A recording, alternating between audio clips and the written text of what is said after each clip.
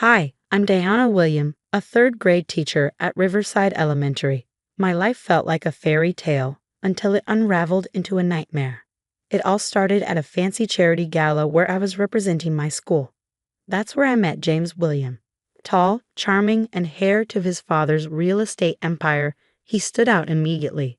"You're different from the usual crowd here," he said, flashing a dazzling smile. "Care to grab coffee sometime?" One coffee date turned into luxurious dinners, weekend getaways, and a whirlwind romance.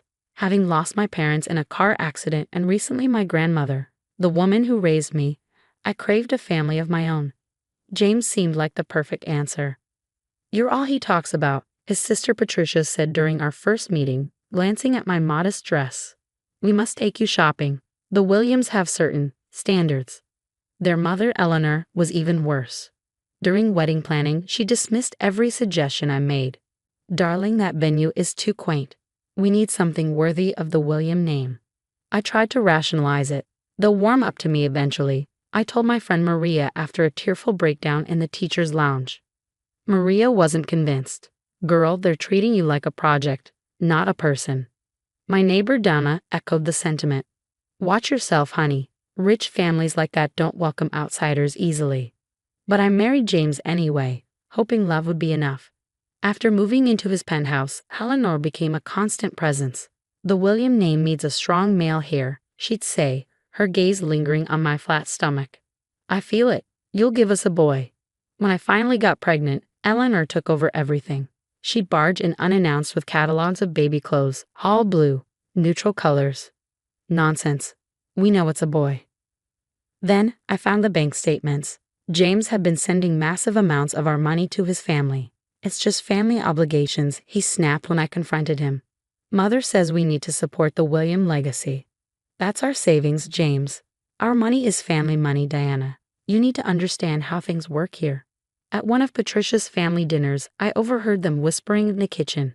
"She's still so common," Patricia said. "Teaching children.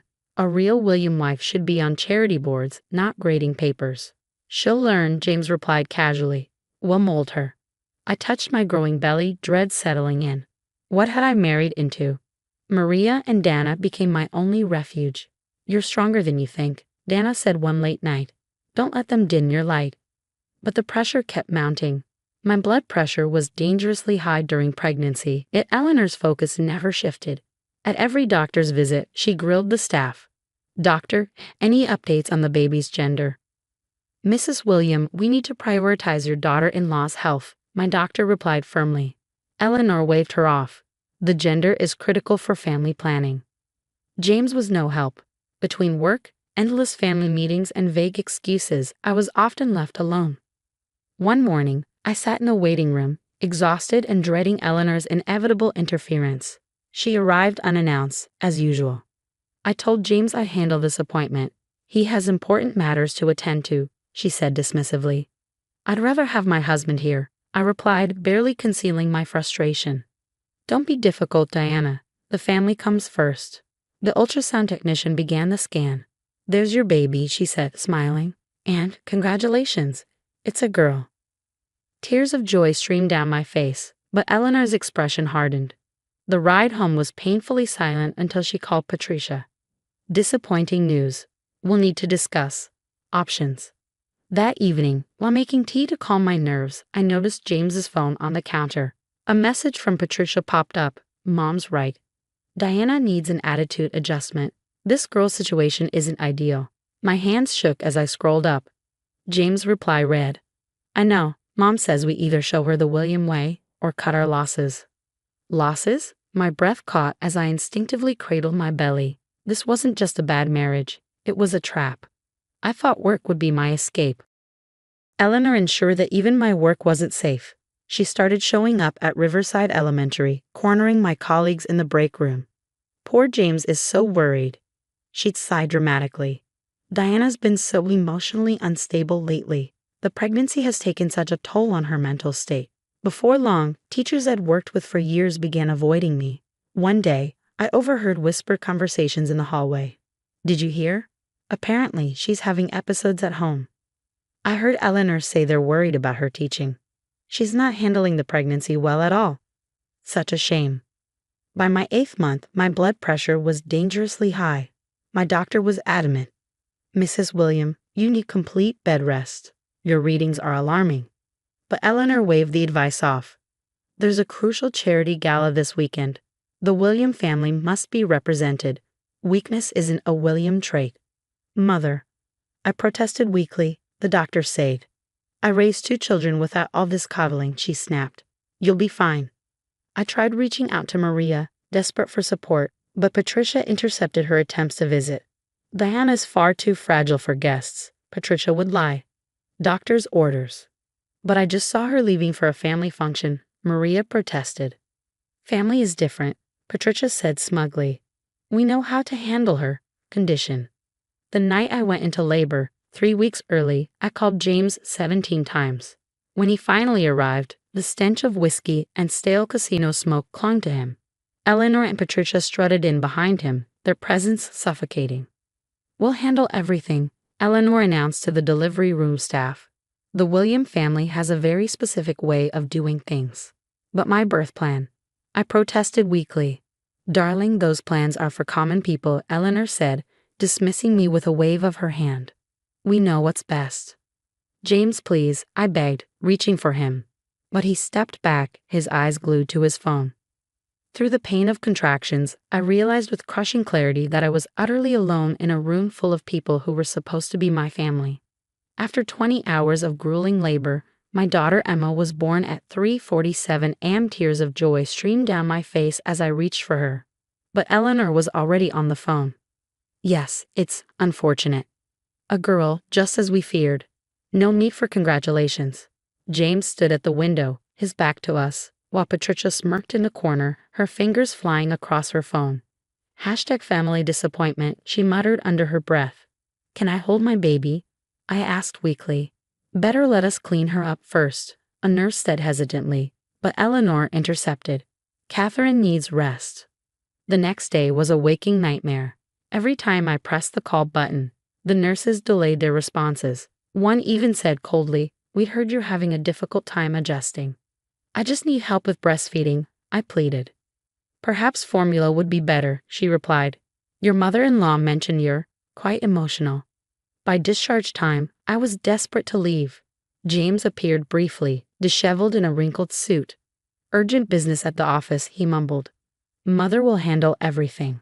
James, please, don't leave me, I begged. Stop being clingy, Catherine. It's not attractive, Eleanor snapped. We'll be back shortly. Hours passed. Emma was crying, and no one came. Finally, a nurse entered. Ma'am, we need this room for incoming patients. But my family is coming back, I protested. That's not what Mrs. Williams Sr. told us. She said you'd arrange your own transportation. I don't have my phone or wallet. Not our concern, ma'am. Please vacate the room. Clutching Emma to my chest, I walked into the biting January wind, still in my thin hospital gown. We had to walk 3 miles before someone stopped. Oh my God, are you okay? A woman called out, rushing toward us. I'm Lisa. Are you seriously walking after just giving birth? I don't have a choice, I stammered. Like how you don't. Get in the car. Lisa drove me home, glancing at me in the rearview mirror with concern. This isn't right. Do you have someone to call?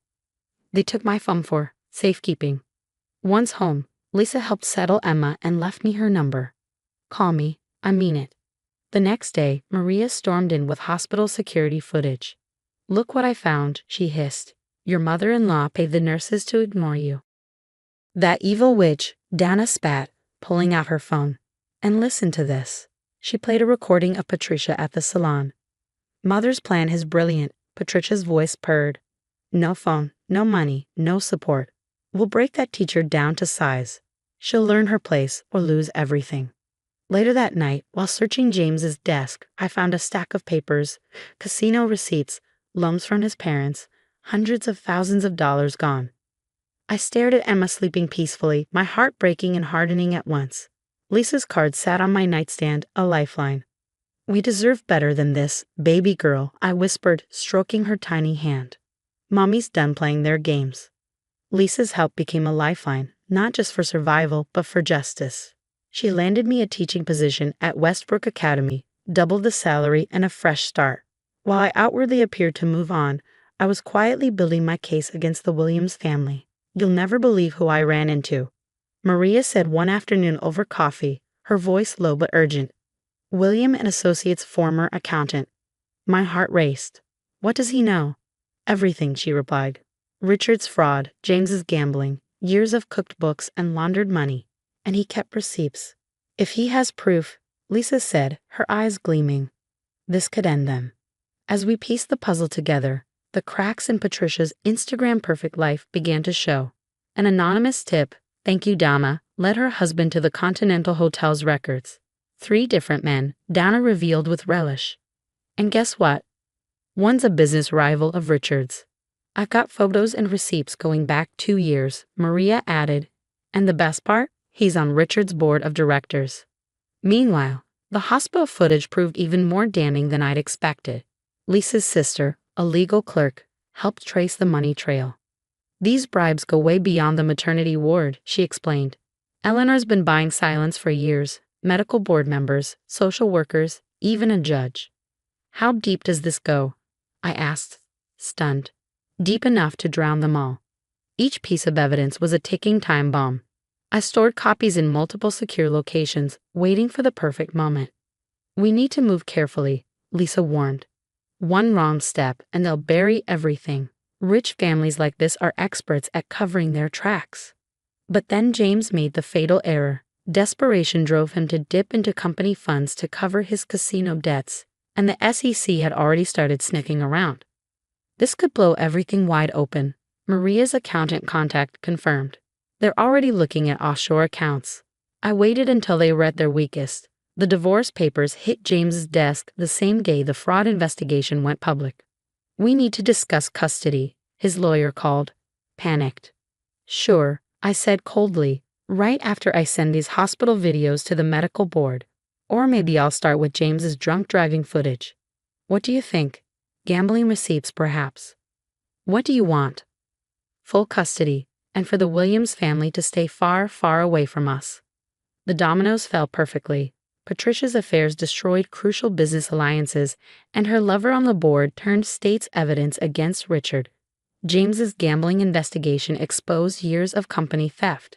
The Williams mansion, their pride and joy, was auctioned off to cover legal debts. James showed up at my office one day, desperate.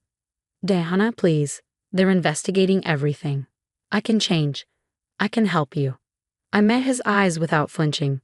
"The only William I acknowledge is my daughter. There's the door. Leave before I call the FBI with those offshore account numbers." The great William dynasty crumbled under federal investigations. James lost his real estate license. Patricia's scandals left her socially exiled. Richard faced prison time. And Eleanor? She moved into a modest condo, stripped of everything she valued. "Mommy, can we paint my room yellow?" Emma asked one sunny afternoon in our new home. "Of course, baby," I said, smiling. "This house is about joy now, not secrets." The empire they built on lies collapsed under the weight of the truth. I didn't have to throw a single stone.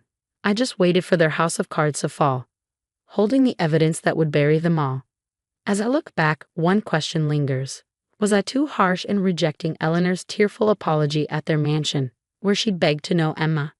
Some might say everyone deserves a second chance, especially with their grandchild. Others would argue that toxic people never truly change. They simply adapt their manipulation tactics when they lose power. What would you have done in my position? Would you allow Emma to know her grandmother, now that the Williams family has lost everything? Or was I right to sever ties for good? Share your thoughts below.